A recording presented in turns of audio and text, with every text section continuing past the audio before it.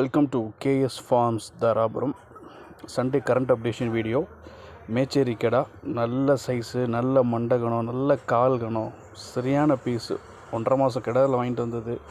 இப்போ அப்படி நிற்கிறான். ரொம்ப ஃப்ரெண்ட்லி டைப்பு.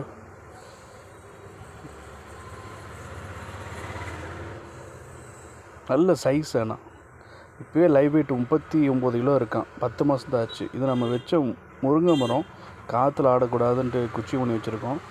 அங்கேருந்து கைத்தை பிடிச்சி இழுத்துட்டு வந்து எப்போயாவது கிடச்சிடாதான்ட்டு அங்கிட்ட போன கேப்பில் கீழே இருக்க ஒரு 4 கிளையை பிடிச்சி கடிச்சு இழுத்துட்டான். விட்டுருந்தா மொத்த மரத்தையும் காலி பண்ணியிருப்பான். அது டேஸ்ட் முருங்கை அது ஆடுகளுக்கு ரொம்ப பிடிக்கும் போல். இது மயிலாம்பாடி. இன்ஷால்லா அடுத்த வருஷம் பேட்ச் பின்னாடி நிற்கிற கடை எல்லாமே அடுத்த வருஷம் 2 பல் 4 பல் போட்டுரும் இன்ஷால்லா. இப்போவே குட்டி வாங்கி விட்ருக்கோம். ஏன்னா இன்னும் 1 மாதம் தான் பக்ரீத் சேல்ஸ் ஆரம்பிச்சு. இன்ஷால்லா நம்மகிட்ட வந்து ஒரு 14 கடை சேல்ஸ் ஆகிருக்கு. ஒரு 4 கடை நிற்கி இப்போ அதுவும் புக் பண்ணி முடிஞ்சுது இன்ஷால்லா. இது நம்ம பண்ணையோட ஃபாதர் சேவல். இதுலேருந்து குறைஞ்சது ஒரு 400-500 சிக்ஸ் இறக்கியிருப்போம். எல்லாம் ஒயிட்லேயே நிறைய ஒயிட் வந்துச்சு. இதிலேருந்து நல்ல சேவல். நிறைய இடையில சேவல் வாங்கி கொடுத்துருக்கோம். இது மட்டும் ஒரு இதுக்காக வச்சுருக்கோம். நல்ல சேவல், பால் கணம் நல்லா இருக்கும். உச்சிப்பூ கொண்ட சேவல் இது நம்ம நான் சொன்னல 4 கடை மிச்சம் இருக்குதுன்னு சொல்லி. இது எல்லாமே தாராபுரத்துலேருந்து ஒரு 20 கிலோமீட்டர் தள்ளி இன்ஷால்லா பக்ரீத்துக்கு பேசி முடிஞ்சு அட்வான்ஸ் போட்டாச்சு. இந்த கிடாவில் ஒரு ஸ்பெஷல் இருக்குது. காது வந்து சின்ன காது, அதாவது மூலிக்காதுன்னு சொல்லுவாங்க.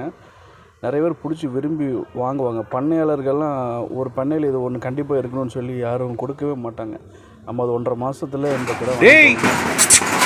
என்னடா பண்ணுற?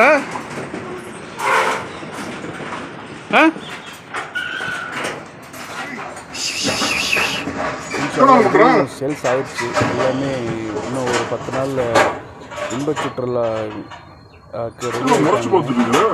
அவங்களுக்கு இன்ப சுற்றுலா போகிறது அவங்களுக்கு சொல்லி நமக்கு தான் புரியும்.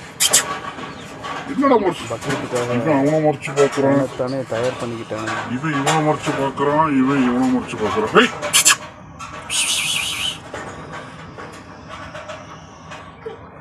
இவனுக்கு அப்புறம் இங்க ஒருத்தர் இருக்கான், லவடா கபால். ஏய் கிச்சு கிச்சு முட்டா சுமார்.